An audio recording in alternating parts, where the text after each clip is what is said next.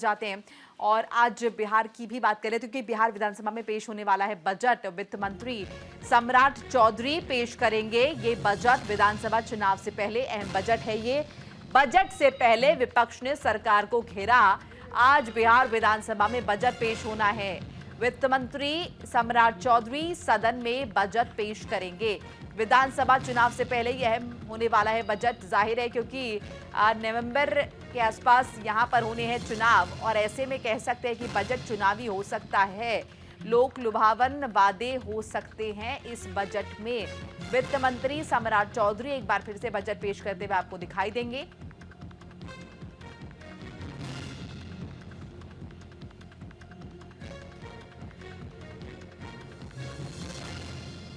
और मौजूदा नीतीश सरकार का ये कार्यकाल का आखिरी बजट होगा जो आज पेश किया जाएगा।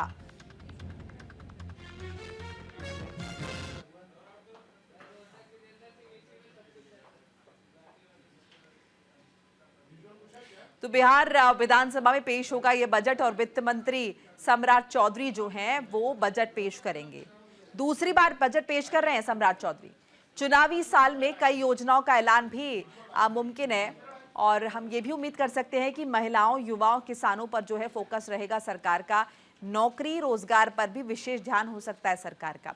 इसके अलावा देखिए, ग्रामीण इलाकों पर बजट में जो है वो भी फोकस हो सकता है। जाहिर है जनता को ये भी बताना है कि दोबारा उन्हें क्यों चुने। शिक्षा के लिए अधिक राशि का ऐलान भी हो सकता है इस दौरान। बुजुर्गों की पेंशन राशि में वृद्धि की जा सकती है। महिलाओं को विशेष आर्थिक मदद की घोषणा संभव है। अक्टूबर नवंबर में विधानसभा चुनाव होने हैं और इससे पहले ये बजट जो है आज पेश किया जाएगा। तो वित्त मंत्री सम्राट चौधरी दूसरी दफा बजट पेश कर रहे हैं और मौजूदा नीतीश सरकार का ये इस कार्यकाल का आखिरी बजट है। इसके बाद इलेक्शन हो जाएंगे अक्टूबर नवंबर में और इससे पहले आज जब बजट पेश होगा तो ये उम्मीद कर रहे हैं कि अलग अलग वर्गों को ध्यान में रखा गया होगा और उनके लिए विशेष योजनाओं का ऐलान इस बजट में हो सकता है।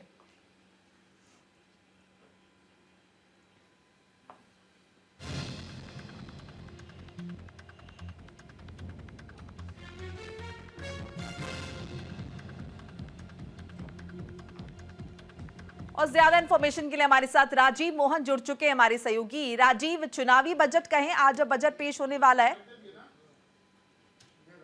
देखिए, बिल्कुल इस बात से इनकार नहीं किया जा सकता है कि इस बार का जो बजट है बिहार का वो चुनावी हो सकता है। और खास बात यह है कि मौजूदा जो नीतीश सरकार के कार्यकाल है उसका ये अंतिम बजट होगा, तो इस लिहाज से भी ये अहम है।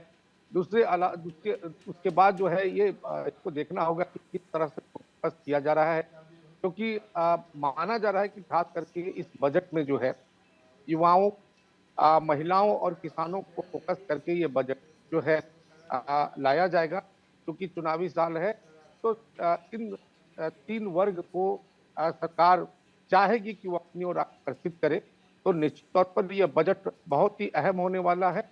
और इस बजट के जरिए जो है ये कहा जा रहा है कि करीब 3 लाख करोड़ का ये बजट हो सकता है और इसमें महिलाओं, युवाओं और किसानों के साथ साथ जो है ग्रामीण विकास के क्षेत्र में, इंफ्रास्ट्रक्चर के क्षेत्र में विकास के लिए भी सरकार जो है कई योजनाओं को ला सकती है और इससे हर वर्ग को जो है लाभान्वित करने की कोशिश होगी इस बजट में।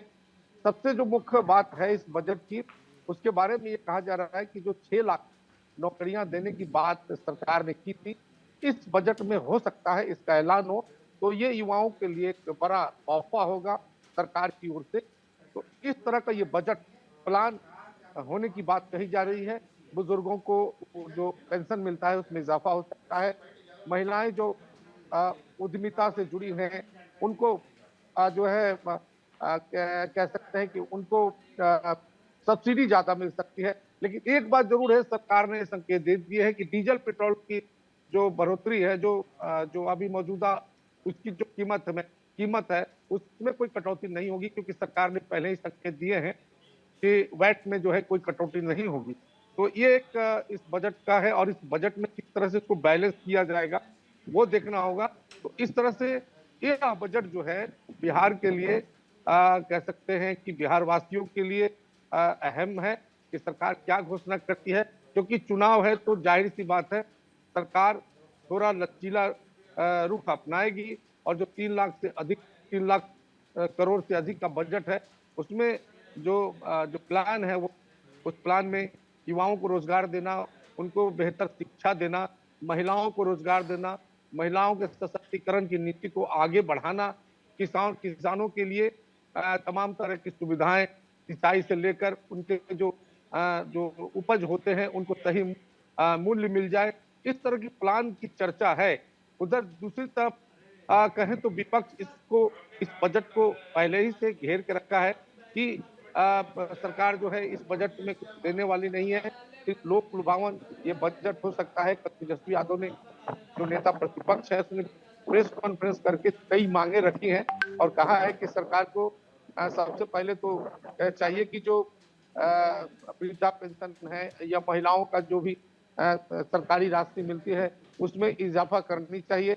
लेकिन उसके साथ उन्होंने कहा कि मुझे उम्मीद है कि सरकार इस तरह के फैसले नहीं लेगी। यदि उनकी सरकार आएगी तो वो इस तरह की योजनाओं को लागू करेंगे जिससे महिलाओं, युवाओं और किसानों को लाभ होगा। लेकिन अब देखना है कि चूंकि विपक्ष की तरफ से मांग रखी गई है और पहले ही बजट को नकार दिया गया है, जी। तो अब जो बजट सामने आएगा वो किस प्रकार का होगा वो देखना होगा। लेकिन निश्चित तौर पर चुनावी साल है, इस साल नीतीश सरकार नहीं चाहेगी किसी तरह की कोई आलोचना हो, किसी तरह की कोई बात हो, तो निश्चित तौर पर इस पर चलिए राजीव, शुक्रिया आपका तमाम बातचीत जानकारी